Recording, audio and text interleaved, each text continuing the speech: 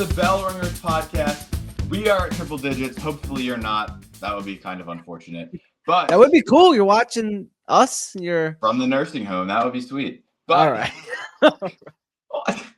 Let's be real here, folks. Come on. All right. But welcome. We at the 100th episode of our podcast. I'm Colin Daly. This is Benjamin Goldstein. And I think this is timed well because we are about 2 weeks from opening day baseball. We're in the midst of the World Baseball Classic. I mean, this is a good time to be a baseball fan. We're 11 days away. 11 days away. We're just going to ignore the fact there might be a lockout in less than a year, but this is a good time to be a baseball fan in this present moment. The here and now. So, yeah. The future might not be good. We're doing great. So there's a lot to talk about today with the World Baseball Classic, some injuries that have come up for the Phillies, and there could be a couple of roster battles. I know I saw last night. We're trying to get Garrett Stubbs in the outfield.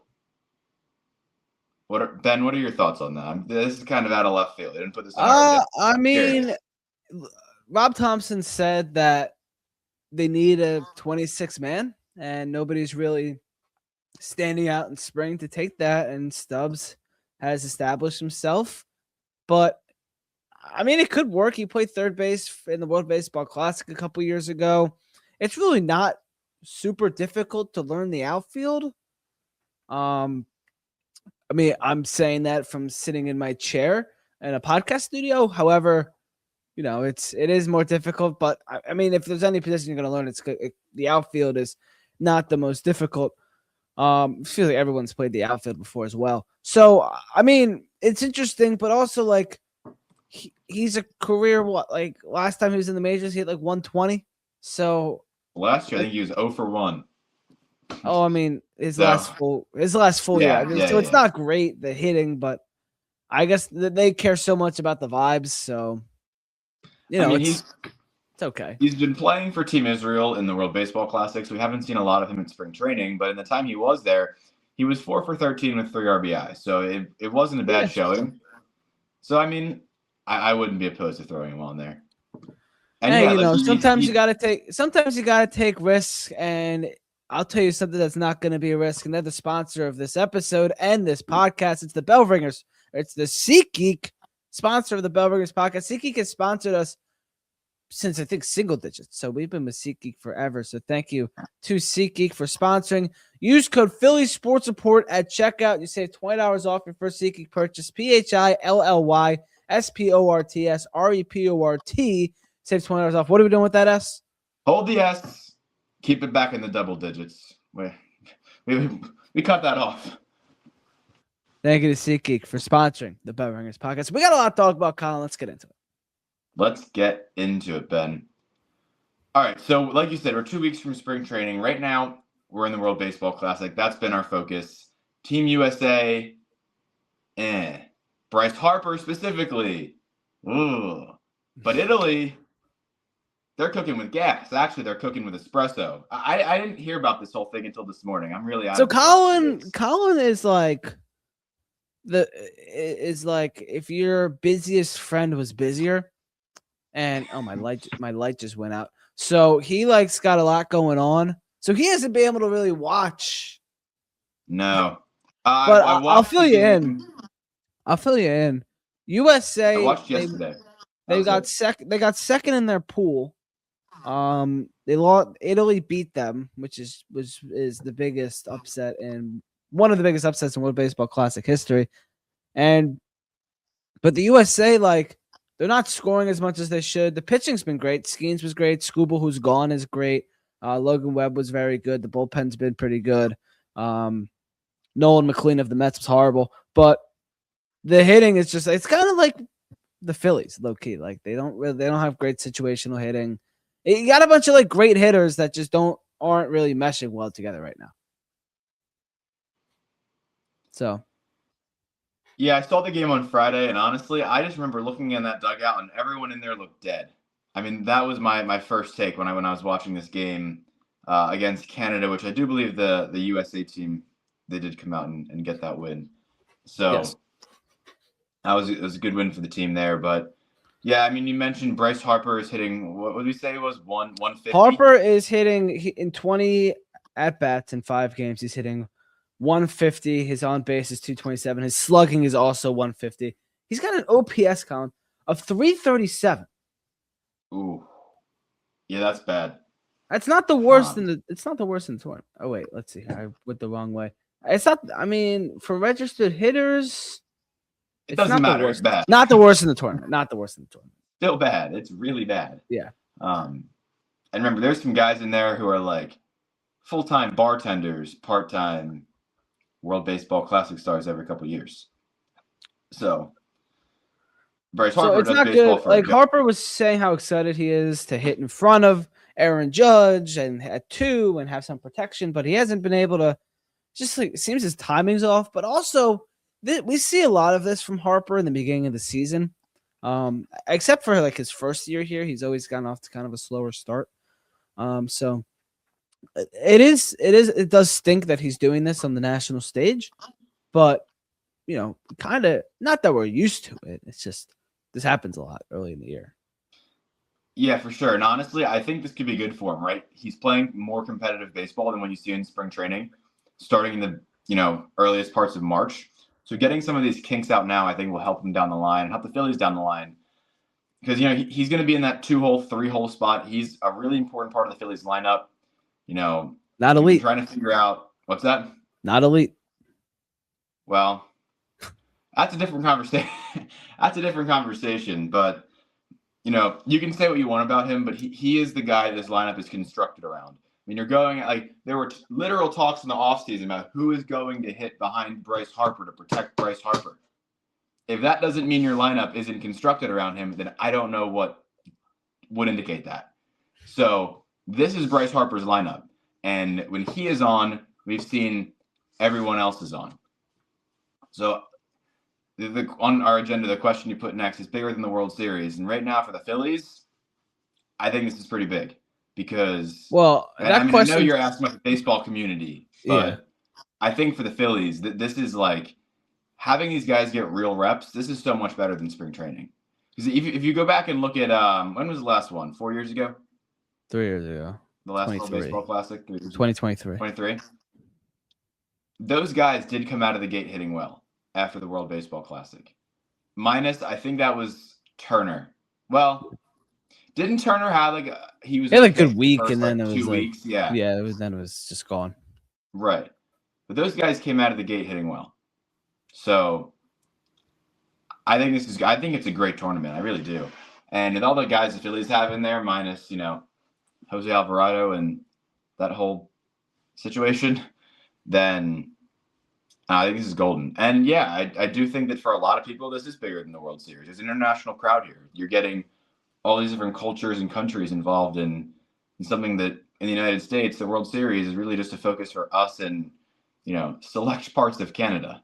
So, here's Julio Rodriguez on the Foul Territory Network. He was asked this question, and he gave a kind of an eye-opening response. This is Foul Territory Network. Winning the World Baseball Classic or the World Series?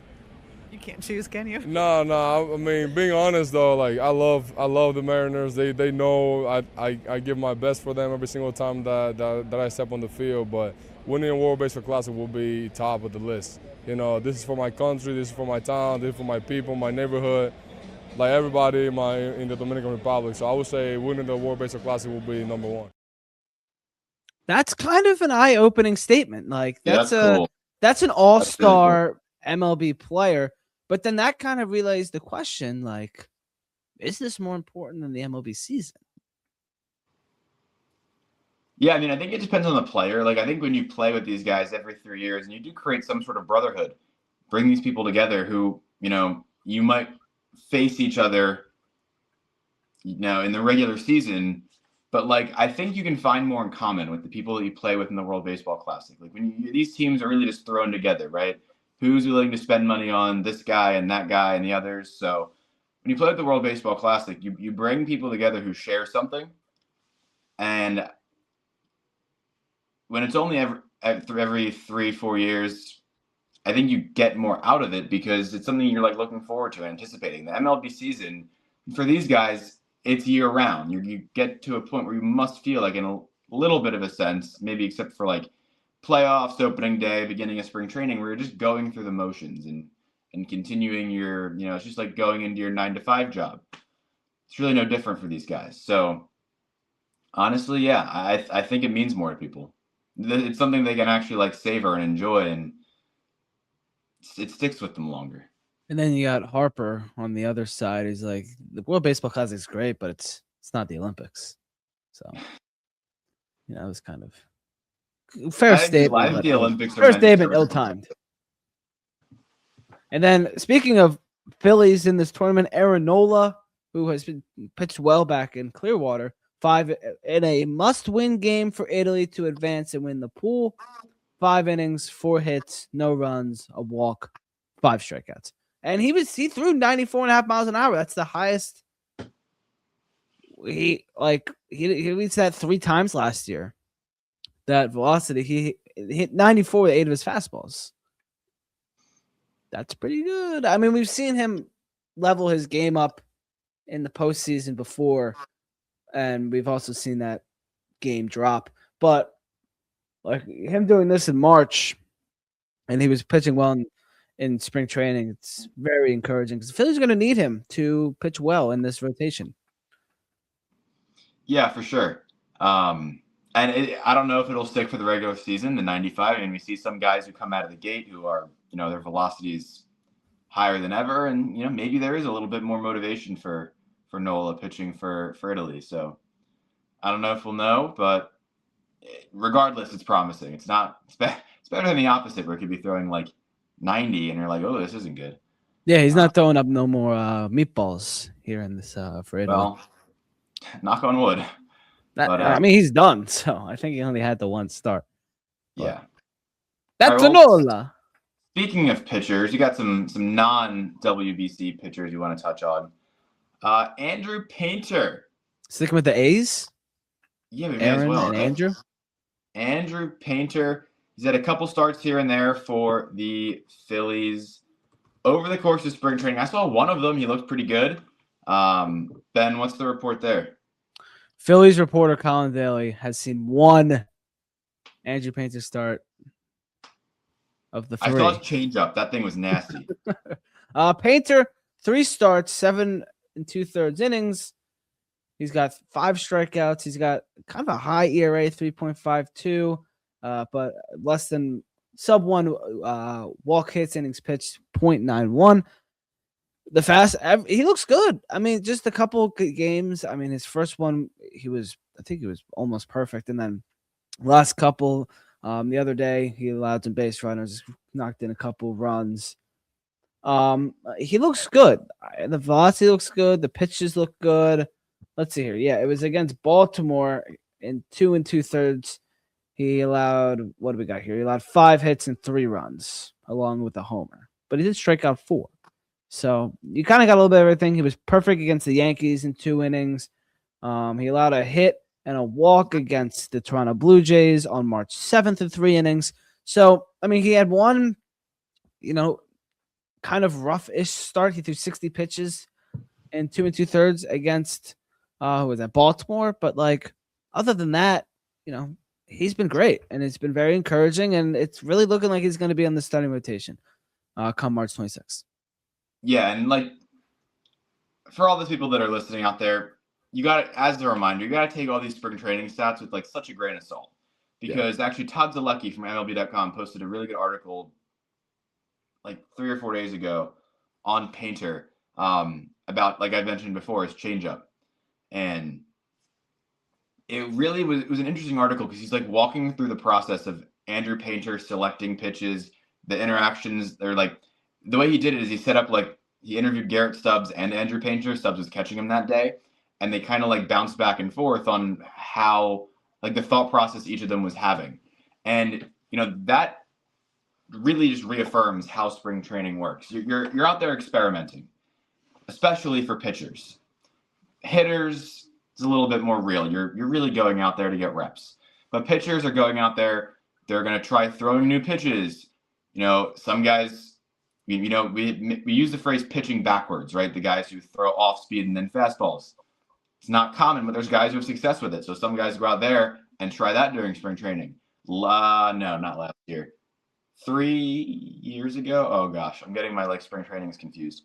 I want to say 3 years ago, we saw Jose Alvarado start throwing a curveball in spring training. So I think these are the things that you kind of just have to deal with during spring training when you're evaluating a player. Is it you don't know if their game plan is I'm going to go out there and see how efficient I can be, how many outs I'm going to get, how long I can stay in this game, or I'm going to try throwing my changeup 2 times to every batter and just see what happens. And the latter was the approach that Painter has been taking to a lot of these starts because at the end of the day, I mean, and Ben, you said this before, he's going to be on the roster, right? I mean, I think we know that at this point. If you take a look at the Phillies depth chart, you get past Painter and you're looking in the white space on the page and it ain't good. So it's really Andrew Painter or bust right now. So I think he's done some experimenting. We've seen him try some different things out. And what sticks. And he's 22 years old. We got to remember that coming off of Tommy John surgery. But so far, so good. He'll have another couple more starts for the Phils. And we'll probably see him at Citizens Bank Park come, the first week of April. He'll probably have his first start. So looking forward to it. Speaking of first starts, another guy who's been progressing, Zach Wheeler. He threw off. Well, was it off the mound or was it flat ground? I think it was off the mound, right? Yeah, he's had a couple bullpen. I think it was 5 bullpens, and then Friday or Saturday he had his first live BP where he threw, I think, 20 pitches, struck a couple guys out. So so Zach Wheeler. Some guys have said he could be back not guys. Some sources have been indicating he could be back by April. Could he get a start in the Grapefruit League? No. With how he's progressing? Chance. There is no chance that's going to happen. He's progressing really. He's going really fast. No, I think we'll see him in May. We got a week of games left. What if he goes I don't know, March 20th? They would be so dumb to do that. I mean, he had one of the most complicated procedures a pro athlete can have. There's no chance. No chance. I'd be annoyed. I think it's a bad choice. But no, I think we'll see him in May. I don't think April's going to happen, but we'll see him in May. Dr. Daly says April. Says May. Okay. Concerned fan says May. I mean, he looked good off the mound, I guess. I mean, we weren't there. Just saw some quick videos. But Wheeler looked pretty good. Looked like Wheeler. Bullpens have looked good. He's looking good. So sounds confident. Phillies sound confident. Yeah. And what's good about Wheeler too is when you evaluate him as a pitcher, one of the things people first notice is the 98-mile-per-hour fastball. But if you really watch how Wheeler pitches, his entire strategy for the game isn't based upon the 98-mile-per-hour fastball.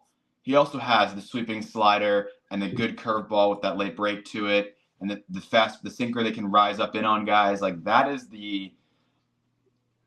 the thing that makes Wheeler such a valuable part of the rotation. And even if he comes back and isn't at that 98-mile-an-hour fastball right away and he's still building up to it, he's going to have a role and he's going to bring something to the team that if he weren't there would otherwise be absent. So I do think that's important to keep it kind of like how we're evaluating Painter, right? He's 22. Wheeler's kind of coming in with a lot of unknowns here. So and I think his progression's good, but keep an eye on it because it could definitely change depending on his timeline. So but I'm looking forward to his return. They asked Zach Wheeler on the morning show or one of the show on WIP, is next year really your last year? Is this the last year you've ever signed? And he was like, I don't know. He could, depending on how he said next year goes with the lockout and everything, he could sign another deal with the Phillies and pitch for a little longer. I mean, he still has great stuff. He's one of the best pitchers in baseball, and he's kind of older. So we'll see. I mean, that could be very good for the Phillies, kind of extend their window a little bit because it feels like once Wheeler's gone, the window kind of slams. But we'll see. That would be exciting, though. Absolutely. All right, so we talked about our pitchers, and then we got to talk about our outfielders. Oh, we forgot a big Colin. What? What did I forget? Speaking of pitchers and deals, what about Jesus Luzardo? Oh, 5 years, that was $135 million. He's looked good in spring. I don't know how he's not on Team Venezuela. Had a great regular season last year. Luzardo, part of the future. 535, Colin. That was a great deal. Jesus. That was a fantastic deal. Yeah. It reminded me of the Christopher Sanchez extension, where they nabbed him early.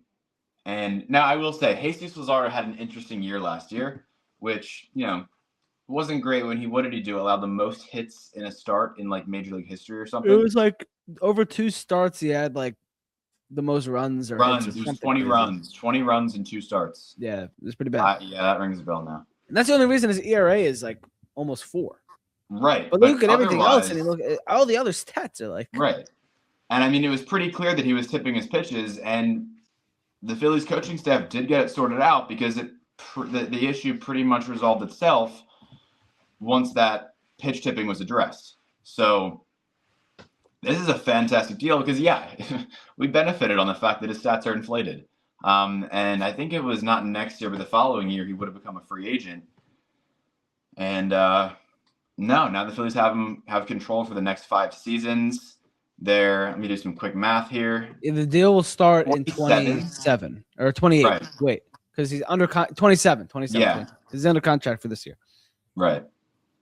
$27 million a year is a really good deal for a guy who, you take out those 2 starts, is all-star adjacent, all-star caliber. I think he could be there. So, and we've seen him have some really, really good seasons with where was he? He was Miami, Oakland. So, yeah, I was surprised by this. Did you see this coming? I don't know if I exactly saw it coming in the sense that it would happen in spring training. Yeah. Because the Phillies kind of wait things out a little bit. They did it with JT and Schwarber last year. But if you run, it's different with pitchers because you run at a cost that they have a really good year and their market explodes. Kind of like the Dylan Cease thing. Yep. The Padres had the opportunity, but they, sat on it, and then he became the top pitcher on the market almost and signed with Toronto for a ton of money. But I love this deal. It's $5 million more than the Ranger Suarez deal with Boston, but that's just gonna happen. Luzardo's only 28 years old, entering the prime of his career. This is good for the Phillies. It locks them up, and now they have a 2-headed monster left-handers. They got Christopher Sanchez and Jesus Luzardo locked up for the long term. Another classic Phillies starting pitching deals. You've seen it throughout their history. You go all the way back to Jim Bunning and Grover Cleveland Alexander. The Phillies have had great starting pitchers. It's what they've been built on. You go era by era. You go Grover Cleveland Alexander, Robin Roberts, Jim Bunning, Steve Carlton, Cole Hamill, or Kurt Schilling, Hamels, Holiday, Lee, Nola, and then Wheeler, Sanchez, Luzardo. There's just been so many pitchers over the years that it's just what the Phillies are built on. So, yeah, and I think the Phillies, when it comes to their signings, they're a lot more definitive with their pitchers than they are with their hitters. We saw in the offseason, Schwarber was very 50-50 on whether or not he'd be coming back to Philadelphia. JT Realmuto, the Phillies had pretty much even dismissed talking about him for a while. But Sanchez, Luzardo signed in spring training, and everyone knew that Ranger Suarez was not coming back. They seem to, and I don't know if I necessarily know why, other than what you mentioned about how the market for pitchers just changes so much at a much faster rate than that for hitters. But they seem to make up their minds early and stick with it. And so far, it's worked for them. They haven't made, fingers crossed that Luzardo and Sanchez have good years, but they haven't had any real detrimental signings where they drop a guy, a multi-year, multi-million-dollar contract. And unless you look at number 99. Yeah, but that wasn't an extension. Like they never really had That's a true. chance to Yeah. evaluate That's fair. how Walker meshes with the Phillies. So I get what you're saying, but I mean, like, This is the last year of Taiwan Walker, by the way. thank goodness that's worthy of its own episode. This would have been Castellanos and Walker. Like we would have had our end of year episode would have just been like a Farewell. We could have lost every game, and I think we could have celebrated something. I think we should write an obituary. Oh my god, we can read it off. We can read like a eulogy. Yeah. Oh, we're terrible. Anyway, the outfield. So yeah, Phillies starting pitching is going to be good again. The outfield, I don't know, but I do know that Justin Crawford is hitting 250 with a 289 on base percentage and a 622 OPS this spring. Well, and then I don't know where I don't remember where I saw this. It was a few days ago, but one of the like media people asked about Crawford, and they said that he's hitting the ball into the ground, and that's all we want him to do. What? Like, I couldn't believe I'd read that. I'm like, is that real? Yeah. I mean, I get most of my stuff from like articles, so I hope it was real. But I'll have to go back and find it at some point. And like, yeah, they have said before that their goal is for him to be like a contact hitter, but the fact he just slams the ball into the ground every at bat in spring training is not promising on many levels. Yeah, I don't have a take on this yet. I won't even lie. Here's the article from the Inquirer. The headline: Justin Crawford showcased his ability to put a ball in play on the ground. That's all he needs to do. Well, I mean, if he's putting the ball in play and he's reaching, it's fine. But he's not reaching. He has sometimes, but I mean, his first hit of the spring was a monster double, which was the leadoff hit for the Phils. I thought that was gone. I was so excited. Yeah, like that all ball this propaganda about him not being able to elevate the ball.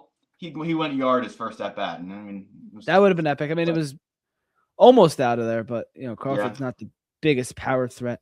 I mean, the defense looks great, but if you have a 9 guy that is going to play great defense, get on base a little bit, run around, cause some havoc on the bases. Yeah, that could work. So and also you got to remember he's 22 years old. You have to be patient with Justin Crawford. So I'm willing to be patient. I'm willing to take these spring stats like a grain of salt and be very excited when he's making his first start in center field at Citizens Bank Park next Thursday. Yeah, no, and I will be too. And I was about to say the same thing. Like, again, it's spring training. Like I said before, you see it more with pitchers, but he could also be experimenting with different mechanics, different hitting techniques. So we got to give him some time. Now, one guy we don't have to be patient with, well, I guess really we need to be very, very patient with, but he doesn't deserve it, is Johan Rojas. What's the deal there, Ben? Johan Rojas has been suspended. This happened a couple weeks ago, but he's been suspended for 80 games due to a performance-enhancing drug. We don't know what the drug is yet. He was supposed to play for Team Dominican Republic, but left the team, and then he came back to Philadelphia. There was a rumor that he left because of the drug, but the MLB never announced anything yet, so the people thought it was just marijuana because that's banned in the World Baseball Classic, but not banned in Major League Baseball. However, it came out performance-enhancing drug. He is appealing still. So he's still playing for the Phillies because you can play through an appeal. Yeah, but like there's been 3 guys on this 2025 team. I wrote a whole thing about this. 3 guys in the 2025 team that have been suspended for 80 games. This due to PEDs. Jose Alvarado, Max Kepler, and Rojas. That's very fishy. Like there's got to be there's something going on. Yeah, and honestly, it's a little bit embarrassing. I mean, that was my first thought. Was like, this is embarrassing. Now, I'm glad Alvarado there seems to have been accidental. I don't know how on board I am for that, and honestly, that's more of a political statement we don't need to get into. But Kepler, honestly, I didn't even read into. He's gone. Not my monkeys, not my circus. And then, but. Rojas, we're still waiting on the appeal and for information to be released about, like you said, what drug it is. I'm sure he'll release some sort of statement, or his team will release some sort of statement on. I'm sure they'll come up with an excuse of some sort. But no, it's embarrassing. And honestly, my first thought when any of these stories come out is the training staff. Like, somebody within the Phillies organization needs to be responsible for what these guys are eating and the medications they're taking. And like, again, we don't know. Rojas could have been like, popping pills in his free time, keeping it underground. And that is what it is. Poor choice on his part. But the whole Alvarado weight loss thing, like, there should have been a trainer within the team that was tracking what he was doing if it was really for medical purposes, and then monitoring the drug that he's being prescribed with what is and isn't allowed per the MLB's PED regulations. So there's an internal problem that might not even fall at the players, but fall at the management, is where I'm at right now. Yeah, that's what I was kind of my thing. It's like this, like when it's one, it's like, one guy's doing it, whatever. It becomes three. It's not a coincidence anymore. Like, No. There's some sort of internal oversight and accountability issue with the Phillies internally that we will never know about. The public will never know about. But it's stuff that like isn't going to go away. Like, unless you have some sort of redo of your system, or like you got to like players trust management. Management is the organization. Fans trust the organization. And when you have three guys suspended like this, you lose some trust between that stem of trust. Like, there's so much that goes around this. Like, yeah, the 2025 Phillies came to didn't go where we wanted them to go, but this fallout that is happening with these three guys, it forces larger, broader questions over the culture and how this organization is ran in some rights. And like, if this continues with different players, like how proactive are the Phillies in guiding players around something using? What safeguards are in place? How quickly are these concerns identified and addressed? Like, those questions aren't going to go away. Like, No. we're not gonna remember this, but we got to keep in the back of our mind that the Phillies had three players get suspended in one calendar year due to PEDs. It's like, the standard feels fractured, is what I'm trying to say of how the Phillies. No, I agree. The Phillies do things, which is, something we need to keep an eye on. Yeah, I agree. All right, so moving into our last segment of episode 100, we're going to talk about the infield a little bit. We have the highs, we have the lows. Pretty standard for the Phillies here. We're going to start with Alec Bohm. So he has 3 home runs in his last 3 games. He is batting OPS of 1218. 3 in his last 2. 3 in his last 2? Yeah. I read wrong. It's That okay. is unfortunate. We'll forgive you. But that's better, though. 3 homers, last 2 games, 1218 OPS, 375 batting average. How about that 833 slug? Yeah, that's absurd. What do you think is the most promising thing on his whole stat line this spring? That 833 slugging percentage. We've been looking for Bohm. I disagree. Whoa, all right. Well, let me get this. We've been looking. Justified. 6'4", 218 pounder Alec Bohm. We've been looking for power for how many years ago was 2022? Like, a long time. We've been looking for Alec Bohm to take a big step with slugging the ball, and we haven't seen it. We're seeing it now. Yeah, it's spring training, but when you look back at his slugging percentage, like last year, his 630, it was career high. 2024, 415. 22, he was at 333. Like we've been looking for some sort of slugging outbreak from Alec Bohm. Like, I don't know how you're 6'4" and you don't pop the ball out of the ballpark more than, what does he do on a normal season? Like 20 times? Like, it's you want to see that a bit more. And also, I think I just read his spring training stats because his slugging was definitely higher than like 630. There's no way that was true. Yeah. MLB's got his spring training stats listed. So you got his normal stats, I'm hoping, in front of you. of what his typical slugging percentage is? I'm about to. Okay, good. Because so I don't know why last they have year he that was listed. slugging That's really strange. 409, 448, 437. Going back all the way to 2021, he was slugging 342. But no, it was really that 2024 season where we saw that number rise. But going back to the initial question, Ben, take a look at the number of strikeouts this spring. He has 3. That is fantastic because we see him swing through the ball all the time. Now, I don't know I wish I could see the number of pop-ups he has in there to the infield because that seems to be an issue as well. But he is on pace right now to have almost exactly 50% fewer strikeouts this spring training than he did each of the last 2 years. So I think that, to me, just the fact that he is getting the ball in play, and like you said, he's elevating.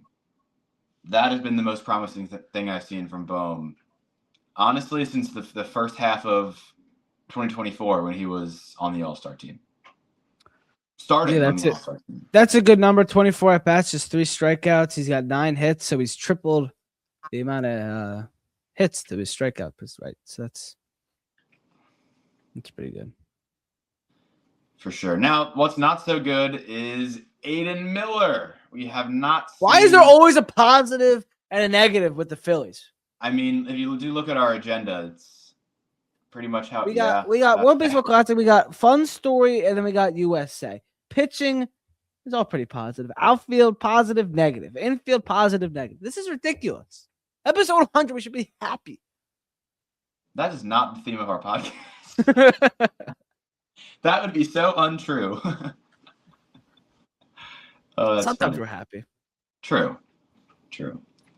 But yeah, so Aiden Miller has a back injury this spring, so he's been on the shelf. Haven't gotten to see any of what he has to offer for the Phillies next year. I don't know. I'm leaning. We'll see him at some point this year. But I was hoping this year, hoping to see a lot of Aiden Miller this spring, but he flew back to Philly for further testing with the team, and you didn't really hear anything. So I don't really know what's going on. It's like back soreness, back tightness. It's like, one of those things. It stinks because he was supposed to be a part of the Phillies plan, but we kind of don't really talk about it as much because Alec Bohm is hitting well. So. Mm-hmm. Yeah, and honestly, our goal is to fill the nine spots on the field every single day. And if 9 guys are stepping up to do that, then it's a successful spring. But yeah, it would be nice to have, multiple guys in those spots, or a guy who's going to start out in AAA or AA to show that when he does get to the major league level, there's going to be something to offer. So yeah, it would be nice to get a chance to see Aiden Miller, but I'd say overall the Phillies infield is in a good spot. Yeah, I mean, let's look. You look at the lineup right now. What do you got? You got your opening day starters. Probably going to be Christopher Sanchez, JT Realmuto behind the dish, who's having a okay spring. Harper at first, Stott at second, who's been fine. Trey Turner at short, who's not hitting great, but it'll come around. Bohm at third, left field's Marsh, center field Crawford, right field Adolis Garcia. So that's going to be your opening day lineup. You know what the rotation's going to look like. The bullpen is pretty much set, maybe for 1 or 2 guys. Excuse me. The bench, we'll see how that looks. But this is the team. I mean, it's pretty much set, which we knew going in, but we got the 2026 Fighting Phils ready to rock and roll. We do. It'll be a fun year, Ben. I think so. Yeah, we got to say that at least. It's episode 100. I'm not quite sure how to help you then. Oh, my Alexa. Colin's Alexa is telling us that the pod needs to be over. But that's not going to... Colin, it's not going to motivate us. I don't get motivated by that kind of I stuff. don't get motivated by that kind of stuff. I swear that thing just talks.